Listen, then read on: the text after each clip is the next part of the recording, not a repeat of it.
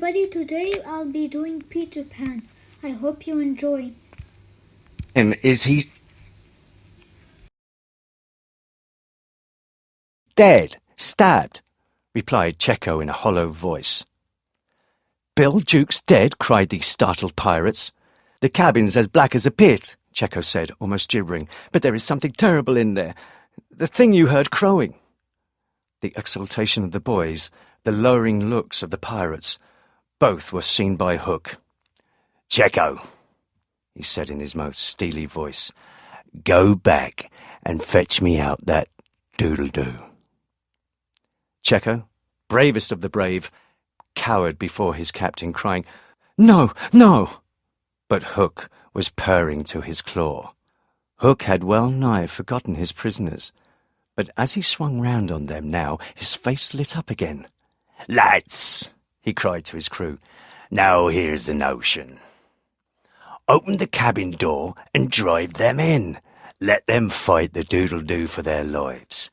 If they kill him, we're so much the better. If he kills them, we're none the worse.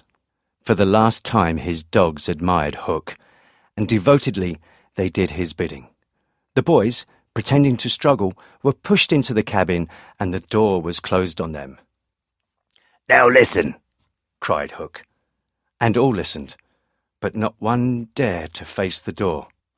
Yes, one, Wendy, who all this time had been bound to the mast. It was for neither a scream nor a crow that she was watching. It was for the reappearance of Peter. She had not long to wait. In the cabin he had found the thing for which he had gone in search, the key that would free the children of their manacles. And now they all stole forth, armed with such weapons as they could find. First, signing them to hide, Peter cut Wendy's bonds, and then nothing could have been easier than for them all to fly off together. But one thing barred the way, an oath. Hook or me this time.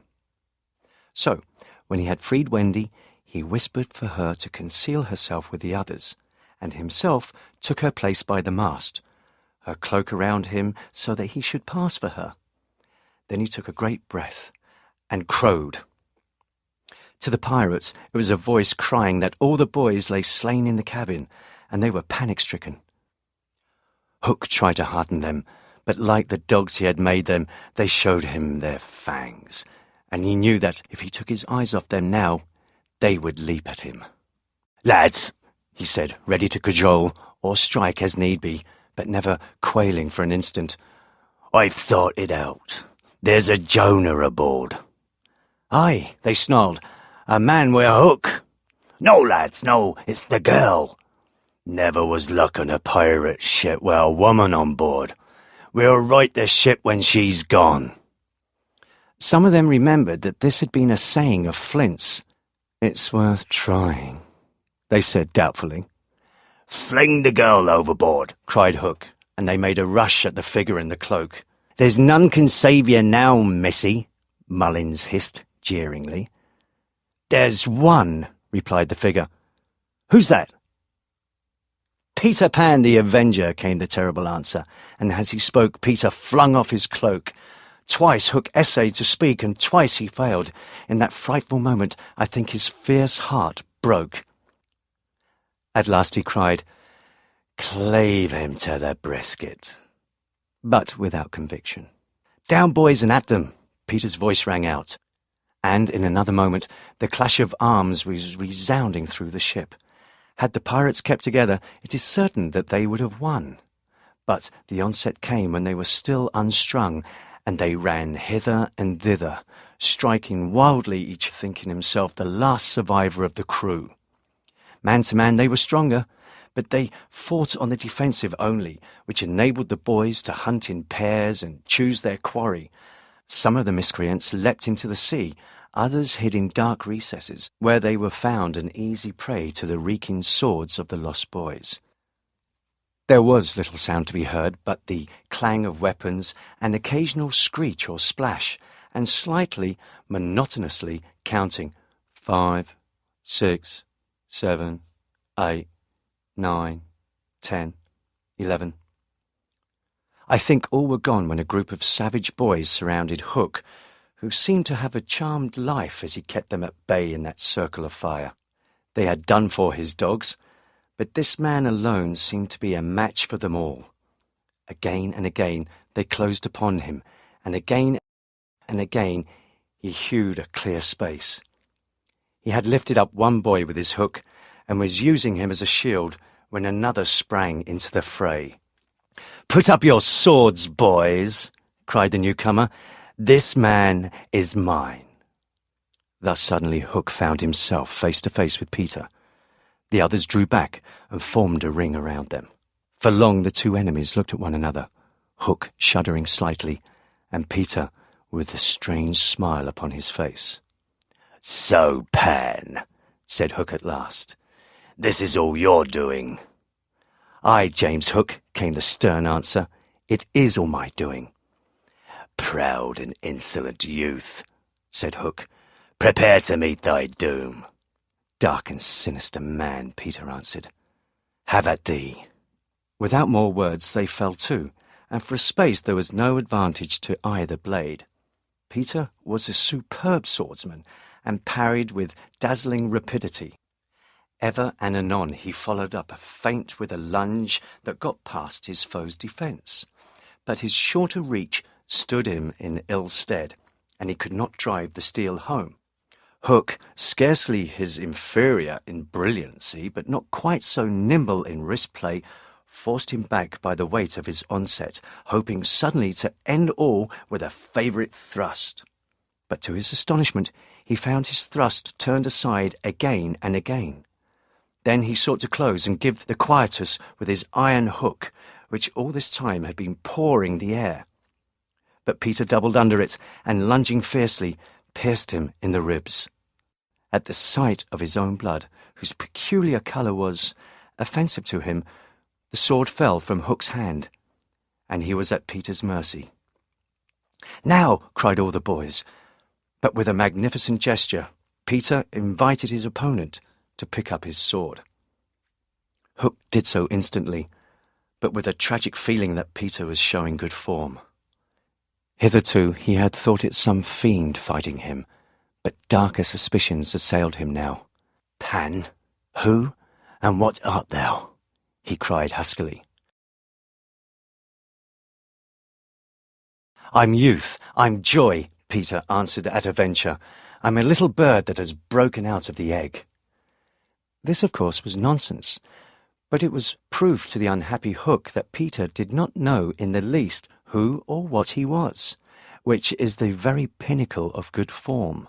"Toot again!" he cried despairingly. He fought now like a human flail, and every sweep of that terrible sword would have severed in twain any man or boy who obstructed it. But Peter fluttered round him, as if the very wind it made blew him out of the danger zone, and again he darted in and pricked. Hook was fighting now without hope. That passionate breast no longer asked for life, but for one boon it craved, to see Peter show bad form before it was cold forever. James Hook, thou not wholly unheroic figure, farewell, for we have come to his last moment. Seeing Peter slowly advancing upon him through the air, with dagger poised, he sprang upon the bulwarks to cast himself into the sea. He did not know that the crocodile was waiting for him, for we purposely stopped the clock that this knowledge might be spared him. A little mark of respect from us at the end. He had one last triumph, which I think we need not grudge him. As he stood on the bulwark, looking over his shoulder at Peter, gliding through the air, he invited him with a gesture to use his foot. It made Peter kick instead of stab. At last Hook had got the boon for which he craved. "Bad form!" he cried jeeringly, and went content to the crocodile. Thus perished James Hook. Wendy, of course, had stood by, taking no part in the fight, though watching Peter with glistening eyes. But now that all was over, she became prominent again. She praised them equally, and shuddered delightfully when Michael showed her the place where he had killed one. And then she took him into Hook's cabin and pointed to his watch, which was hanging on a nail. It said 1:30. The lateness of the hour was almost the biggest thing of all. She got them to bed in the pirates' bunks pretty quickly, you may be sure. All but Peter, who strutted up and down on the deck until at last he fell asleep.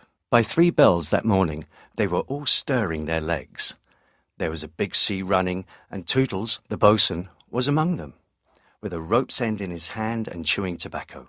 They all donned pirates' clothes cut off at the knee, shaved smartly, and tumbled up with the true nautical roll and hitching their trousers.